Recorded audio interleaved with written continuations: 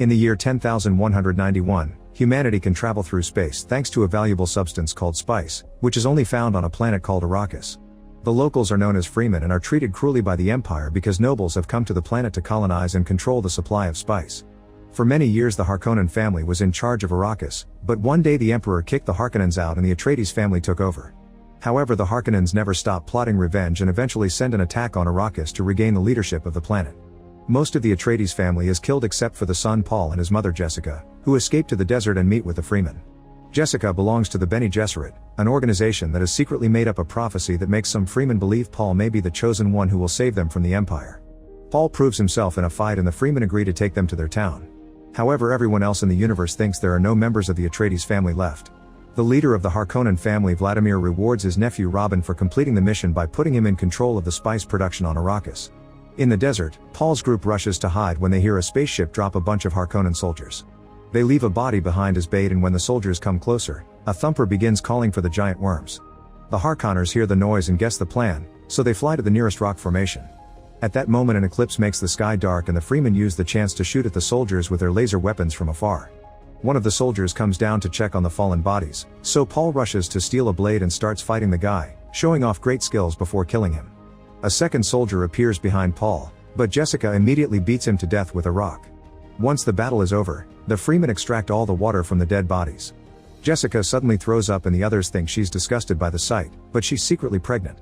Then all the soldiers' bodies are piled up and the freemen call a giant worm to devour them. Meanwhile, Robin is told that he should move his troops away from freemen territories because they're losing too many men there. Furious, Robin begins beating up his assistant while yelling that they're losing men to rats. Eventually Paul's group reaches the freemen's town. Many people aren't happy to see Paul and are wary of him, but some locals believe the prophecy and bow to him.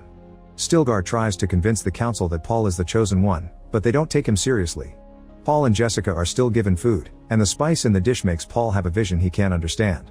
Afterward, Jessica is called to watch the ritual in which they extract the water from the warrior Paul killed and add it to a lake in the cave.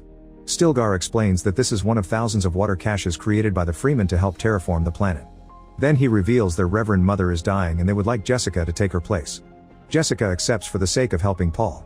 She's taken to a cave where the Reverend Mother touches her face while the freemen outside pray. Next, the freemen give the water of life to drink, explaining that the poison frees the soul and will kill her but will also help her see. Jessica takes a sip and immediately starts having a convulsion as the fetus inside her changes. As her eyes turn blue, the Reverend Mother realizes she's pregnant and calls the ritual a mistake. After the Reverend Mother dies, an argument ensues among the freemen. Some think it was a miracle that Jessica survived while pregnant and it proves the prophecy, while others thinks the prophecy is a lie created by the big families and that their savior shouldn't be an outsider. Paul interrupts the fight to explain his mother had been trained to survive poisons, so it wasn't a miracle. He also says he has no intentions to lead and that he only wants to fight beside them, but his humility only makes Stilgar more sure that he's the chosen one. When Jessica wakes up, she tells Paul that the baby can now talk to her and that he should drink the water too. Sometime later, Paul is given a tent and some food to make a trip through the desert so he can learn the freemen's ways. Paul carefully walks on the sand, but he isn't very good at it, so Chani joins him and teaches him how to improve his technique. She also teaches him many things about the desert and being a freeman, and as they start spending time together, they begin falling for each other. In town, Jessica continues to talk to her baby and begins planning how to make the non-believers change their minds. A few days later, a harvester appears in the desert to gather spice. The freemen come out from their hiding spots in the sand for a surprise attack, killing a bunch of soldiers while moving expertly on the sand, which gives them an advantage. The enemy has also brought an aircraft along that opens fire on them, so the freemen rush to take cover under the harvester. Chani and Paul come out and bring out 2 more soldiers, then Paul acts as bait to get the aircraft's attention on him and Chan brings it down with her laser gun. Now the way is open for more freemen to come out of hiding and shoot at the harvester at the same time, finally destroying it. That night the group celebrates their victory and finally accepts Paul as part of the freemen. They give him a warrior name and hug him as an official welcome. The next day Paul watches Stilgar ride a worm and takes off his family ring, accepting he isn't an Atreides anymore. Then Chani joins him and they share a kiss. For the next few months, the group keeps traveling together through the desert and bringing down any harvester they can find, slowly causing great losses to House Harkonnen. When Vladimir hears about all this trouble, he kills 2 assistants in fury. He calls Robin to his chambers and informs him that if they keep on failing, the Emperor will take spice out of their control. Robin must make things right or he'll be punished. Back to Paul, he wakes up from another nightmare. He tries to share it with Chani but he doesn't remember much. He sees himself following a woman into war while hundreds of people die around them. Chani tells him weird dreams are just a consequence of being exposed to spice for so long. Afterward, Paul gets ready for the Freeman's rite of passage, which consists of summoning and riding a sandworm. Paul tests the sand on a few spots until he finds the perfect place and puts down a thumper. Soon a worm bigger than usual appears, yet Paul isn't afraid. He jumps on top of it and using some hooks, he manages to hold onto the worm before he falls off. After some struggling, he gets on the right spot and connects the hook to start riding the worm properly, gaining the respect of the Freeman. Everyone cheers for him, but some of them also bow, since this is also part of the prophecy. The news quickly reaches Jessica, who asks her followers to spread the word. She decides to travel to the south to gather followers there, but Paul doesn't go with her. When he says goodbye, he realizes she's the woman in his dreams. Sometime later, the Freemen attack a spice depot, which destroys 80% of the enemy's harvest. Furious, Robin gathers his troops and flies to the desert to look for the Freemen. They can't see them anywhere, but Robin makes his men shoot down the rocky formation anyway, causing a huge explosion and a thick dust fog. Then Robin and his soldiers leave their ships and begin walking through the fog, giving the Freemen the chance to surround them and start killing them one by one. Terrified, Robin and his men try to escape, however the Freemen start shooting at the aircraft too. Robin barely manages to hold on and almost gets killed in the process, but a guard shoots the attacker off the ship and they get to escape. Meanwhile, the Emperor is worried about the Freemen gaining power, and his daughter Princess Irulan advises him to let the conflict turn into a full war. Later in private, Irulan tells Reverend Mother Helen that she suspects the Freemen's new prophet is Paul. Helen confirms it but tells her not to tell anyone, especially the Emperor, because if the great houses find out about the massacre of the Atreides family, her father could lose the throne. She's also making plans for the Emperor's nephew Fade to take over Arrakis. Speaking of Fade, he's getting ready for a fight and tests his new blade on a servant, quickly killing her yet still complaining about the sharpness. At the same time, his opponents are given a mysterious injection and it's revealed they're 3 prisoners from the Atreides family.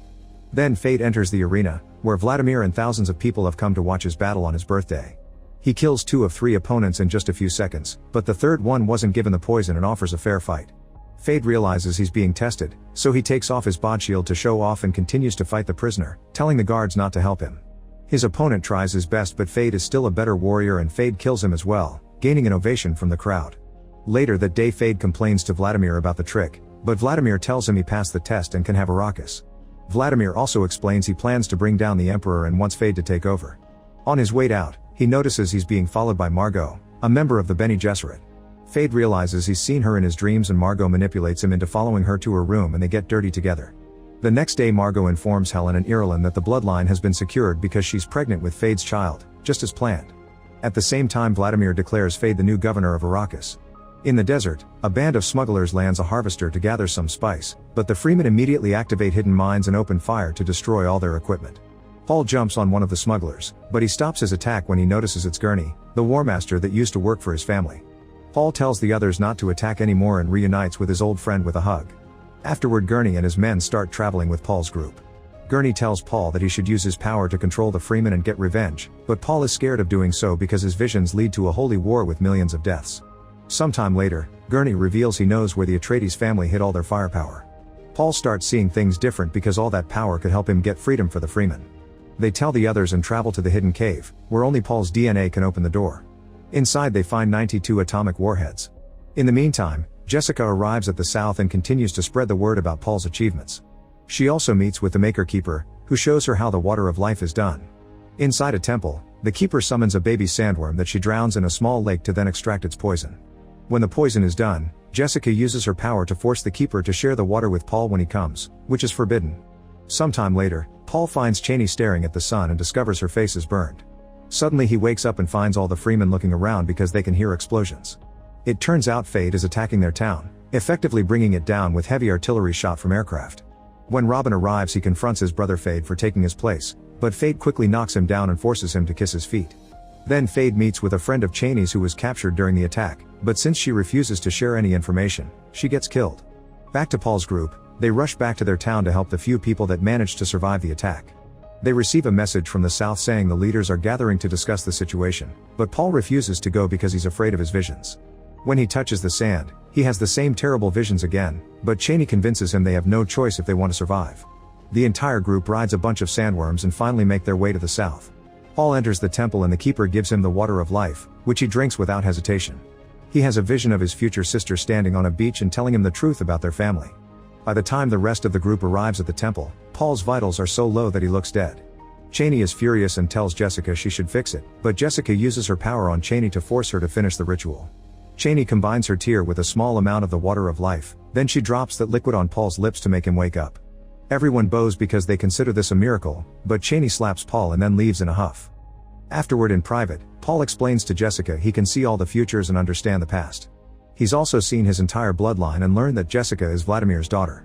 Jessica claims she didn't know either until she drank the water. Paul announces that if they're Harkonnens then they shall fight as them, marking the beginning of Paul's descent from savior to tyrant. Paul then makes his way to the war council, where all the freemen are praying. Cheney tries to tell them they're being manipulated by the prophecy and that this will end up badly, but nobody believes her. As Paul walks to the middle of the room, the locals discuss if Stilgar should die so Paul can take his place as a leader, but Paul yells at them for wanting to get rid of a fantastic warrior. Then he offers a grand speech, talking about himself as a prophet and surprising everyone by mentioning things from a random person's past he only knows thanks to the water. Everyone is impressed and falls to their knees again, accepting Paul as their leader for good. Then Paul puts on his father's ring again, calls himself the Duke of Arrakis, and promises to bring green paradise for the freemen. Everyone except for Cheney chants his name, ready to fight for him. Moments later, the Emperor receives a message from Paul challenging him for the throne. In private, Helen tells Irulan that her father will lose the throne no matter who prevails, but her family can remain in power if Irulan marries the victor. Sometime later, the Emperor's army arrives at Arrakis. Paul makes a plan with the freemen and reminds them to capture the Emperor alive. Vladimir sees the arrival too and tells Fade to warn all the great houses. Soon the Emperor meets with Vladimir and his nephews to demand information, but since Vladimir knows nothing about what's happening in the south, the Emperor makes a guard punish him. At that moment the freemen open fire, destroying the enemy's shields thanks to the atomic warheads and causing sand to blow everywhere, providing cover. They also set up a bunch of thumpers to summon an army of worms, which they ride right into battle to kill hundreds of soldiers at the same time. Many freemen come out of the sand as well, attacking from behind structure so the enemy is surrounded on all sides. The soldiers try to fight back but they aren't used to the desert and their loss is inevitable. Soon the freemen make their way inside and Paul walks through the room without anyone reacting because they are protecting the Emperor. Paul finds Vladimir trying to crawl away, and after calling him grandfather, he kills him. On his way out, he tells the others to feed Vladimir's body to the desert and take everyone prisoner. For the next few hours, the battle carries on and the freemen are clearly winning. Robin tries to escape, but Gurney finds him and challenges him, killing him in just a few seconds as revenge for losing his duke and friends. The battle ends that night and all the bodies are burned down except for Vladimir's, who is thrown in the sand. The next morning, Paul learns that the Great House's ships are above them, waiting to attack. He gets Gurney to send a warning, saying that if they don't honor his ascendancy and attack him, their warheads will obliterate the spice field. Then Paul announces he'll marry Irulan so they can rule together, but he wants the Emperor to answer for the massacre of his family. The Emperor refuses to negotiate, so he gives Fade his blade and chooses him to represent him in a fight. Paul calls Fade cousin and the duel begins. Both men are amazing warriors and the fight is pretty equal, but soon Fade knocks Paul down and mocks him while calling Cheney his pet. Refusing to give up, Paul attacks again, and in just a few moves Fade manages to stab him twice. However, this was a trick by Paul, who has made himself vulnerable to bring Fade close and stab him right in the heart, killing him. As the freemen chant Paul's name, Irulan has no choice but to accept the marriage and give Paul the throne. Paul extends his hand and forces the Emperor to kiss his ring, causing everyone to bow. Upset, Cheney leaves the room while Gurney informs them that the great houses have answered that they'll honor Paul. In the end, Paul orders Stilgar to take the freemen to paradise. Cheney doesn't join them and goes to the desert to escape on a worm. Make sure to subscribe and turn on notifications so you can watch more videos like this. Thanks for watching.